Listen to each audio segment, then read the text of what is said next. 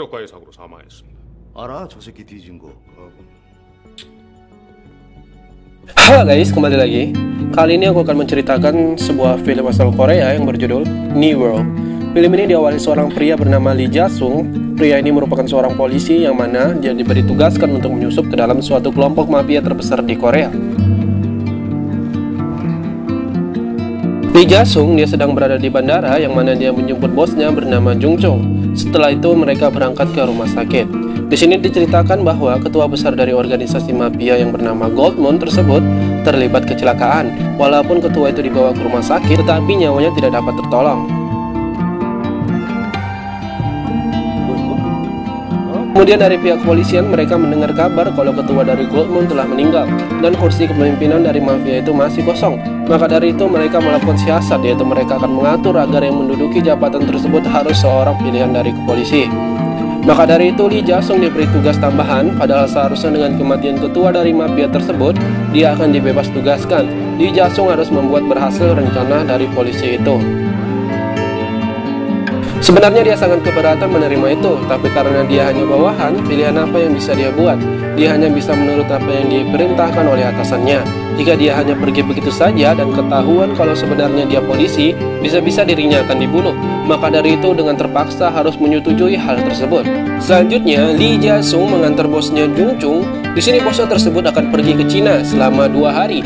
Kemudian Jung Chung tak disangka dia dijegat oleh beberapa polisi dan dia disuruh menghadap ke kepala kepolisian bernama Kang Hyung Chol.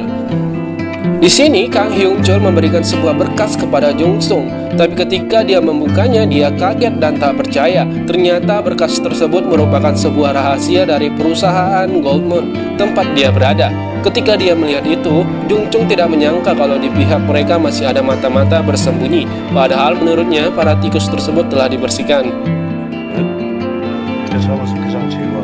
Berkas ini merupakan kiriman dari Lee Ja-sung. Tujuan dari Kang Hyung Chol menunjukkan dokumen tersebut agar Jung Chung dapat mengisi jabatan ketua yang kosong dan akan menyingkirkan pesaingnya yang bernama Lee Jung-go.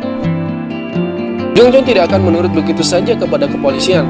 Maka dari itu, Jung Chung menyuruh anak buahnya untuk mencoba mencari tahu tentang Kang Hyung Chol, si kepala polisi itu.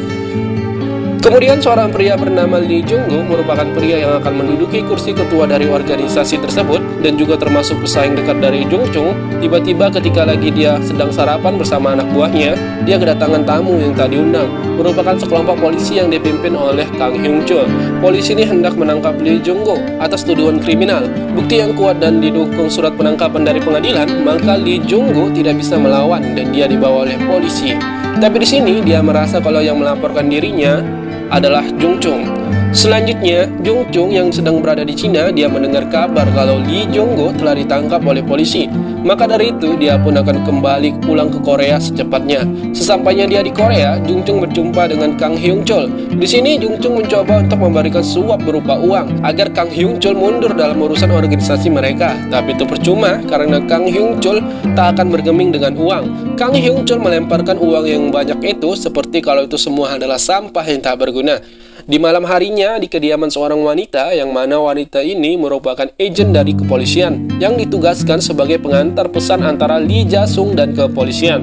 Yang mana setiap laporan dari Lee Ja-sung akan diserahkan ke polisi wanita tersebut. Kemudian polisi wanita itu akan meneruskannya ke kepolisian. Di sini wanita ini kedatangan beberapa pria, yang mana mereka merupakan seorang pembunuh yang dikirim oleh Jung Chung. Wanita ini sadar kalau identitasnya telah ketahuan, maka dia bersiap untuk menerima akibatnya.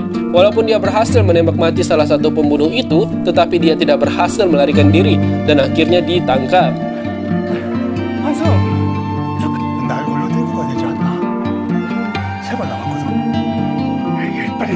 Selanjutnya di sebuah tempat semacam gudang, di sini Lee Ja-sung datang karena panggilan dari Jung Chung. Kemudian Jung Chung menyuruh Lee Ja-sung untuk membuka sebuah tong. Ketika dia membukanya, Lee Ja-sung tidak menyangka kalau isinya merupakan wanita yang dia kenal, merupakan sesama polisi. Dia terkejut melihat hal itu. Dan Jung Chung mengatakan padanya bahwa wanita ini merupakan seorang mata-mata dari kepolisian. Jung Chung mengetahui dari seorang peretas Cina yang dia pekerjakan. Berkas yang memuat informasi itu dia serahkan ke Lee Ja-sung. Setelah itu Lee Ja-sung memeriksa apakah ada namanya di situ. Dia mulai ketakutan ketika Jung Chung mengatakan ada satu lagi mata-mata dan itu seorang lelaki. Lee Ja-sung langsung gugup mendengar itu. dia pun bergemetaran sampai berkeringat.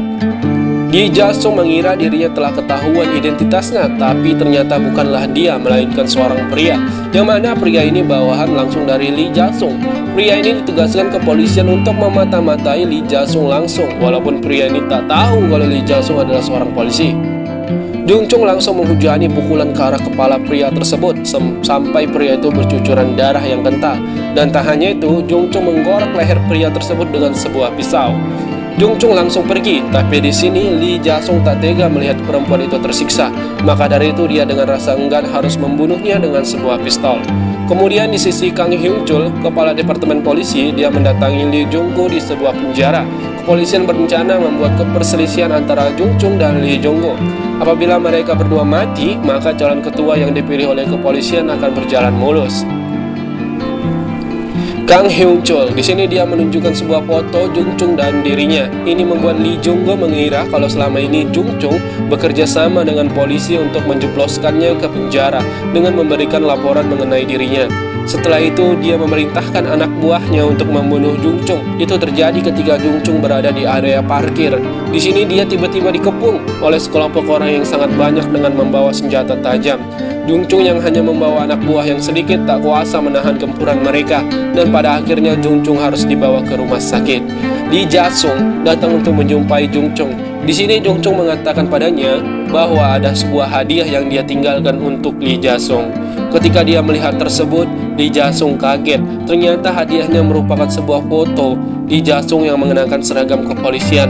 Jadi selama ini Jung Chung mengetahui kalau Lee Ja-sung merupakan seorang polisi. Rasa pertemanan seperti saudara dapat membuat Jung Chung tidak tega untuk membunuh Lee Ja-sung.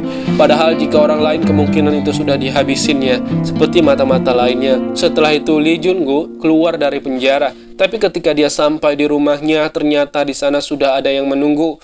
Orang-orang ini merupakan bawahan dari Jung Chung. Mereka berniat untuk membalaskan dendam bosnya, dan pada akhirnya Lee Jun-go juga mati.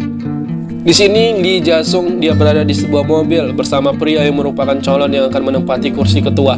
Pria ini merupakan pilihan dari kepolisian agar dia menempati jabatan tertinggi dari organisasi mafia tersebut. Dia berniat untuk membunuh Lee Ja-sung, tapi tak disangka ternyata malah dia yang akan dimusnahkan. Tak hanya sampai di situ, Lee Ja-sung juga mengirim pembunuh untuk membunuh Kang Hyung-chul.